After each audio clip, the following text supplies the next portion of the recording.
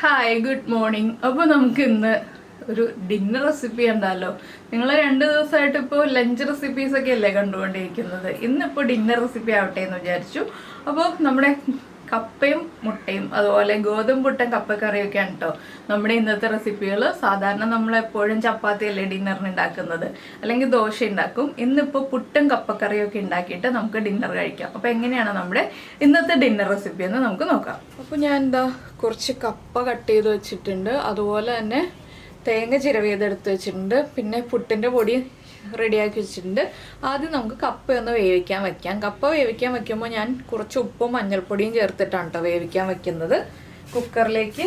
സാധാരണ നമ്മൾ കപ്പ വേവിക്കുന്ന പോലെ തന്നെ വലിയ പീസുകളായിട്ടാണ് കട്ട് ചെയ്തിരിക്കുന്നത്. എന്താണെന്ന് വെച്ചാൽ ഒറ്റ വിസിലിൽ വേവുന്ന കപ്പയാണെന്നാണ് പറഞ്ഞത്. അപ്പോൾ നമ്മളതുപോലെ വലിയ പീസുകളായിട്ട് കട്ട് ചെയ്തില്ലെങ്കിൽ ഉടഞ്ഞു പോയില്ലേ. അപ്പോൾ നിങ്ങളിങ്ങനെ ഒന്ന് ഡിന്നറൊക്കെ പ്ലാൻ ചെയ്ത് നോക്കൂ കേട്ടോ. ഒരു ചേഞ്ച് അല്ലേ, നമ്മളെപ്പോഴും ചപ്പാത്തിയൊക്കെ തന്നെ അല്ലേ ഉണ്ടാക്കുന്നത്. ഒരു ചേഞ്ചായിട്ട് ഡിന്നറോ ബ്രേക്ക്ഫാസ്റ്റോ ഒക്കെ ഇതുപോലെ ഉണ്ടാക്കാം. ഈ ഒരു ഗോതമ്പ് പുട്ട് കപ്പക്കറി കോമ്പിനേഷൻ ഉണ്ടാക്കി നോക്കിയിട്ടില്ലെങ്കിൽ. അപ്പോൾ ഞാൻ കപ്പ കുക്കറിലേക്ക് മാറ്റി കഴിഞ്ഞു. ഇതിലേക്ക് മഞ്ഞൾപ്പൊടി ചേർക്കുന്നുണ്ട്, പിന്നെ നമ്മൾ അരപ്പിൽ മഞ്ഞൾപ്പൊടി ചേർക്കൂട്ടെ. ഇത് 2 റെസിപ്പിക്കുള്ള കപ്പയാണ് ഞാൻ ഈ എടുത്തിട്ടുള്ളത്. കപ്പക്കറിക്ക് മാത്രമല്ല.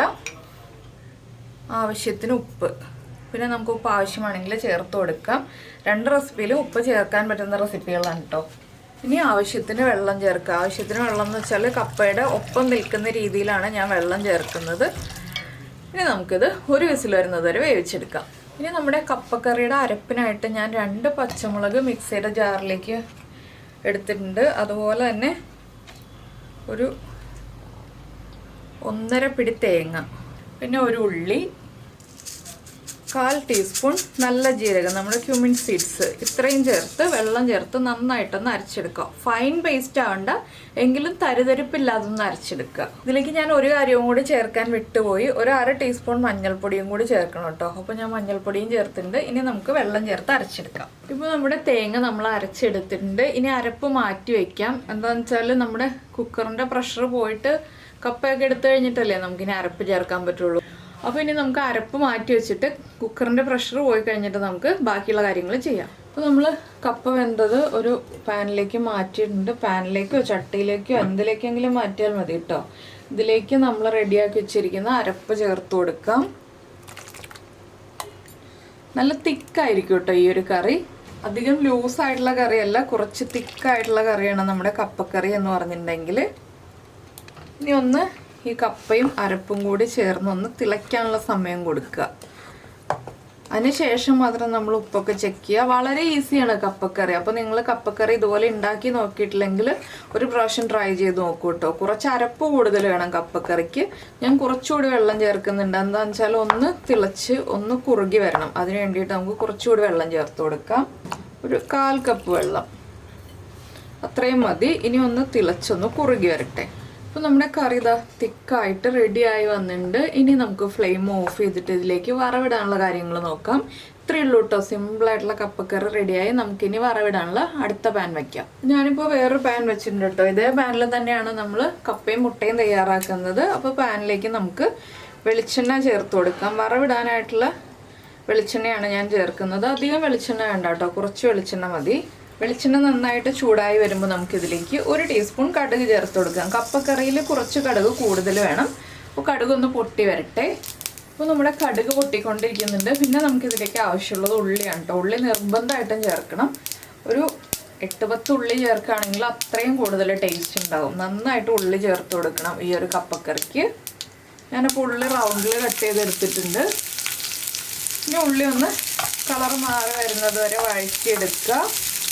അപ്പോൾ ഗോതമ്പ് പുട്ടാണ് കേട്ടോ കപ്പക്കറിയുടെ കൂടെയുള്ള നല്ല കോമ്പിനേഷൻ എന്ന് പറഞ്ഞിട്ടുണ്ടെങ്കിൽ. ഗോതമ്പ് പുട്ടും കപ്പക്കറിയാണ് ഏറ്റവും നല്ല കോമ്പിനേഷൻ.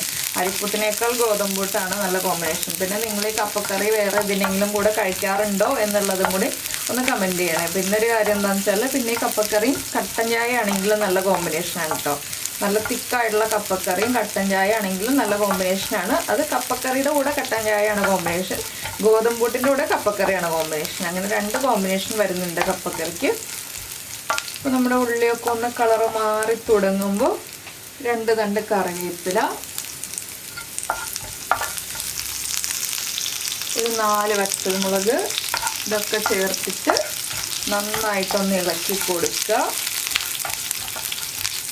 ഈ കപ്പക്കറി ആണെങ്കിൽ ഉണ്ടാക്കിയിട്ട് ചൂടോടെ കഴിക്കുന്നതിനേക്കാൾ ടേസ്റ്റ് ഒന്ന് ചൂട് കുറഞ്ഞിട്ട് കഴിക്കുന്നതാണ് കേട്ടോ. നല്ല ചൂടോടെ കഴിക്കരുത്, ഇളം ചൂടിൽ കഴിക്കുക, അല്ലെങ്കിൽ ചൂട് കംപ്ലീറ്റ് മാറിയിട്ട് കഴിക്കുക. നല്ല ചൂട് ഗോതമ്പൂട്ടിൻ്റെ കൂടെ ഇളം ചൂടുള്ള കപ്പക്കറി അല്ലെങ്കിൽ ചൂട് മാറിയ കപ്പക്കറി, അതാണ് ടേസ്റ്റ്. നല്ല ചൂടുള്ള കപ്പക്കറി അത്ര ടേസ്റ്റ് വരില്ല. പിന്നെ കപ്പക്കറി ഒരുപാട് എരിവുള്ള റെസിപ്പി അല്ല. ഇപ്പോൾ നമ്മുടെ ഉള്ളിയുടെ കളറൊക്കെ മാറി വന്നിട്ടുണ്ട്. നമുക്കിത് നമ്മുടെ കപ്പക്കറിയിലേക്ക് ആഡ് ചെയ്യാം. ഇനി നമുക്ക് നമ്മുടെ വറവ് കപ്പക്കറിയിലേക്ക് ചേർത്ത് കൊടുക്കാം. അപ്പോൾ കണ്ടോ, വളരെ പെട്ടെന്ന് തന്നെ തയ്യാറായില്ലേ കപ്പക്കറി. ഈ ഒരു കപ്പക്കറിയിൽ കപ്പ നമ്മൾ സെലക്ട് ചെയ്യുമ്പോൾ നന്നായിട്ട് വെന്തുടയുന്ന കപ്പ വാങ്ങിക്കുക കേട്ടോ. അത് മാത്രമേ നമ്മൾ ശ്രദ്ധിക്കേണ്ട ഒരു കാര്യമുള്ളൂ. ഇനി നമ്മുടെ വറവൊന്ന് ഇളക്കി മിക്സ് ചെയ്യുക. അതിനുശേഷം അടച്ചു വയ്ക്കുക. ആ വറവിൻ്റെ ടേസ്റ്റൊക്കെ ഒന്ന് നമ്മുടെ കപ്പക്കറിയിലേക്ക് പിടിച്ചു വരാൻ. നിങ്ങൾ ക്യാമറയിൽ കാണുന്ന കളറല്ല കേട്ടോ കപ്പക്കറിയുടെ കളറ്, കുറച്ചുകൂടി ഒരു യെല്ലോ ഷെയ്ഡാണ്. ഇത് ഇരുന്ന് കഴിയുമ്പോൾ വീണ്ടും ഒന്നുകൂടി യെല്ലോ ഷെയ്ഡായി വരും. അപ്പോൾ അത് നമുക്ക് മാറ്റി വയ്ക്കാം. നമ്മുടെ പുട്ടും മുട്ടയും കപ്പയും ഒക്കെ തയ്യാറാക്കാം. അപ്പോൾ നമ്മൾ വറവ് റെഡിയാക്കി അതേ പാനിൽ തന്നെ കുറച്ച് വെളിച്ചെണ്ണ ഒഴിച്ചിട്ടുണ്ട്. അതിലേക്ക് നമ്മൾ ഉപ്പും കുരുമുളക് പൊടിയും ചേർത്ത് ബീറ്റ് ചെയ്ത് വെച്ചിരിക്കുന്ന മുട്ട ചേർക്കുകയാണ്. ഞാനിപ്പോൾ ഒരു 3 മുട്ട എടുത്തിട്ടുണ്ട് കേട്ടോ. മുട്ട ചേർത്തിട്ട് ഉടനെ തന്നെ ഇളക്കി കൊടുക്കരുത്, ഒന്ന് കുക്കായി വരട്ടെ. അതിന് ശേഷം നമുക്ക് ഒന്ന് സ്ക്രാമ്പിൾ ചെയ്തെടുക്കാം. മുട്ടയൊന്ന് കുക്കായി തുടങ്ങുന്നുണ്ട്. ഇനി നമുക്ക് പതുക്കെ ഒന്ന് സ്ക്രാമ്പിൾ ചെയ്തെടുക്കാം. വലിയ പീസുകളായിട്ട് വേണം മുട്ട സ്ക്രാമ്പിൾ ചെയ്തെടുക്കാൻ മുട്ടയും കപ്പയും തയ്യാറാക്കുമ്പോൾ. ഞാനിപ്പോൾ വറവിട്ടതിൻ്റെ ആ ഒരു കടുകാണ് കേട്ടോ ഇതിൽ കാണുന്നത്. ഇത് വല്ലാതെ ഓവർ കുക്കായി പോകാനും പാടില്ല മുട്ട സ്ക്രാമ്പിൾ ചെയ്യുന്നത്. ഇനി നമുക്ക് ഈ മുട്ട മാറ്റി വയ്ക്കാം. മുട്ട മാറ്റി വെച്ചിട്ട് ഇതേ പാനിൽ തന്നെ നമുക്ക് കുറച്ച് വെളിച്ചെണ്ണ ഒഴിച്ചു കൊടുക്കാം. അധികം വെളിച്ചെണ്ണ വേണ്ട, കുറച്ച് വെളിച്ചെണ്ണ മതി. കപ്പയ്ക്ക് ഉപ്പുള്ളതാണ്, അതുകൊണ്ട് തന്നെ നമ്മളിനി ഉപ്പ് ചേർക്കുമ്പോൾ പ്രത്യേകം ശ്രദ്ധിക്കുക കേട്ടോ. ഞാൻ ഈ പാനിലേക്ക് കുറച്ച് സവോള, ഒരു മീഡിയം വലിപ്പമുള്ളൊരു സവോള എടുത്തിട്ടുണ്ട്. 2 പച്ചമുളക് എടുത്തിട്ടുണ്ട്. അതിൻ്റെ കൂടെ തന്നെ 2 തണ്ട് കറിവേപ്പില. പിന്നെ ഈ സവോളയ്ക്ക് മാത്രം ആവശ്യമായിട്ടുള്ള ഉപ്പ്, നമ്മൾ മുട്ടയിൽ ഉപ്പ് ചേർത്തിട്ടുണ്ട്, കപ്പയിൽ ഉപ്പ് ചേർത്തിട്ടുണ്ട്, അതുകൊണ്ട് തന്നെ ഒരുപാട് ഉപ്പ് ചേർക്കരുത്. ഇനി ഈ സവോള ഒന്ന് ട്രാൻസ്പെറൻ്റ് ആയി വരുന്നത് വരെ ഒന്ന് ഇളക്കി കൊടുക്കുക. സവോള നമുക്ക് കടിക്കാൻ കിട്ടേണ്ടതാണ്, അതുകൊണ്ട് തന്നെ ഓവറായിട്ട് സവോള വഴറ്റിയെടുക്കരുത്. അപ്പോൾ ഈ സമയത്ത് തന്നെ നമുക്ക് പുട്ടും കൂടി കുക്ക് ചെയ്യാൻ വയ്ക്കാം. അപ്പോൾ നമ്മുടെ സവോളയൊക്കെ ഒന്ന് സോഫ്റ്റ് ആയി വന്നിട്ടുണ്ട്. ഇതിലേക്ക് നമുക്ക് കുരുമുളക് പൊടി ചേർക്കാം. നിങ്ങളുടെ എരിവ് അനുസരിച്ച് കുരുമുളക് പൊടി ചേർക്കാം കേട്ടോ. ഞാനിപ്പോൾ കുറച്ച് കുരുമുളക് പൊടി ചേർക്കുന്നുള്ളൂ, പച്ചമുളകിൻ്റെ എരിവുണ്ട്. പിന്നെ ഇത് കിച്ചൂസിന് വേണ്ടി സ്പെഷ്യലായിട്ട് പ്രിപ്പയർ ചെയ്യുന്നുണ്ട്. കിച്ചൂസ് ചില്ലി സോസൊക്കെ ചേർക്കുന്നുണ്ട്, അതുകൊണ്ട് ഞാൻ കുറച്ച് കുരുമുളക് പൊടി ചേർക്കുന്നത്. നിങ്ങൾക്ക് വീട്ടിൽ ചേർക്കുമ്പോൾ കുറച്ചുകൂടി കുരുമുളക് പൊടി ചേർക്കാം കേട്ടോ.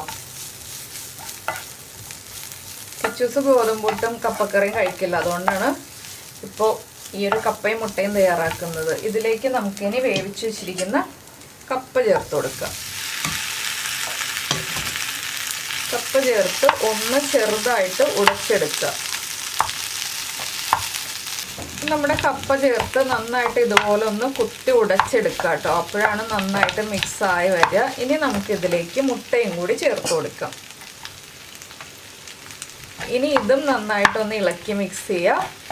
അപ്പോൾ നമ്മുടെ അടുത്ത സിമ്പിൾ റെസിപ്പി ആയിട്ടുള്ള കപ്പയും മുട്ടയും റെഡി ആയി കഴിഞ്ഞു. ഇനി പുട്ടും കൂടി കുക്കായി കഴിഞ്ഞിട്ടുണ്ടെങ്കിൽ നമ്മുടെ ഇന്നത്തെ ഡിന്നറെല്ലാം റെഡിയായി കഴിയും. വളരെ സിമ്പിളായിട്ടുള്ള 2 റെസിപ്പികളാണിത്. കുറച്ച് കപ്പ ഉണ്ടെന്നുണ്ടെങ്കിൽ നമുക്ക് 2 or 3 റെസിപ്പികളൊക്കെ ചെയ്യാം കേട്ടോ ഇതുപോലെ കപ്പ ഉപയോഗിച്ചിട്ട്. അപ്പോൾ ഞാനിപ്പോൾ 2 റെസിപ്പിയാണ് നിങ്ങളെ കാണിച്ചു തന്നത്. അപ്പോൾ ഞാൻ ഇനി ഇതൊന്ന് മിക്സ് ചെയ്തെടുക്കട്ടെ. ഇനി ഇതിലേക്ക് കിച്ചൂസിൻ്റെ ബാക്കിയുള്ള പരിപാടികളൊക്കെ ചെയ്യാണ് കേട്ടോ. കിച്ചൂസ് ഇതിലേക്ക് ടൊമാറ്റോ സോസും ചില്ലി സോസും ഒക്കെ ആഡ് ചെയ്യാൻ പോവാണ്. ഇതെല്ലാം ചേർത്ത് മിക്സ് ചെയ്തിട്ടാണ് കിച്ചൂസ് കഴിക്കുന്നത്. നമ്മൾ ചെയ്യുമ്പോൾ ഞാനിപ്പോൾ നേരത്തെ പറഞ്ഞു നിർത്തിയ ആ ഒരു കപ്പയും മുട്ടയും മിക്സ് ചെയ്ത് കഴിഞ്ഞിട്ടുണ്ടെങ്കിൽ നമുക്ക് കഴിക്കാവുന്നതേ ഉള്ളൂ കേട്ടോ. പിന്നെ കുട്ടികൾക്കാകുമ്പോൾ ഇതുപോലെ സോസൊക്കെ ഇഷ്ടമുള്ള രീതിയിൽ ആഡ് ചെയ്തിട്ട് കഴിക്കാം. ചില്ലി സോസും സെഷ്വാൻ സോസും എല്ലാ സോസുകളും കിച്ചൂസ് ആഡ് ചെയ്യുന്നുണ്ട്. കിച്ചൂസ് ഈ രീതിയിലാണ് കഴിക്കാറുള്ളത്. അപ്പോൾ ഞാൻ പറഞ്ഞില്ലേ, ചില്ലി സോസും കൂടെ വരുമ്പോൾ ആവശ്യത്തിന് എരിവാവും, അതുകൊണ്ടാണ് ഞാൻ കുറച്ച് കുരുമുളക് പൊടി ചേർത്തത്. അപ്പോൾ നിങ്ങൾ ഇതുപോലെയുള്ള റെസിപ്പികളൊക്കെ ഉണ്ടാക്കി നോക്കിയിട്ടില്ലെങ്കിൽ ഉറപ്പായിട്ടും ഒന്ന് ട്രൈ ചെയ്യൂ കേട്ടോ.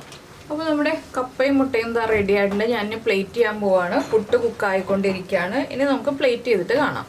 അപ്പോൾ നമ്മുടെ കപ്പയും മുട്ടയും ഗോതമ്പൂട്ടും കപ്പക്കറിയും എല്ലാം റെഡി ആയി കഴിഞ്ഞു കേട്ടോ. ഇനി കഴിക്കുക എന്നുള്ള കാര്യം മാത്രമേ ഉള്ളൂ. അപ്പോൾ നിങ്ങൾ ഇങ്ങനെയുള്ള റെസിപ്പികളൊക്കെ തയ്യാറാക്കി നോക്കിയിട്ടില്ലെങ്കിൽ ഇതുപോലെയുള്ള വീഡിയോകളൊക്കെ ഇഷ്ടമായി എന്നുണ്ടെങ്കിലും നമ്മുടെ വീഡിയോയുടെ താഴെ ഒന്ന് കമൻറ്റ് ചെയ്യണേ. അതുപോലെ തന്നെ ഉണ്ടാക്കി കഴിക്കുകയും കൂടി ചെയ്യണേ. പിന്നെ ഇഷ്ടമായി കഴിഞ്ഞാൽ ലൈക്ക് ചെയ്യാൻ മറന്നുമില്ലല്ലോ. അപ്പോൾ നമുക്ക് നമ്മുടെ അടുത്ത റെസിപ്പിയുമായിട്ട് അടുത്ത ദിവസം വീണ്ടും കാണാം.